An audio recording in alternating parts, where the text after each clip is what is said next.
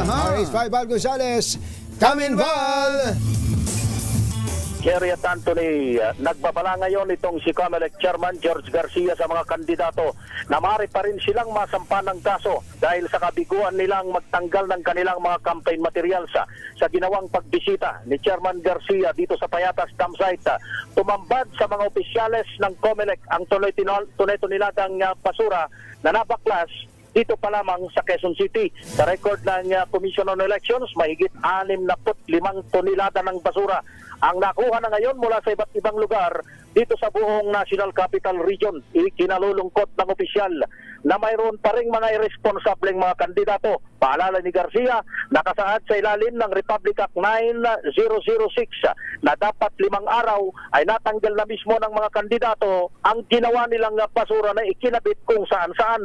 Patuloy aniya ang COMELEC Task Force baklas sa pagmomonitor sa buong bansa para alamin ang mga kandidatong bigong magtanggal ng kanilang basura gaya ng mga tarpaulin at iba pang mga eleksyon paraphernalia. Git ng opisyal sa mga kandidato, nahahabulin sila ng COMELEC dahil hindi lang naman ngayong eleksyon sila tatakbo at tatakbo pa rin sa susunod pang mga eleksyon.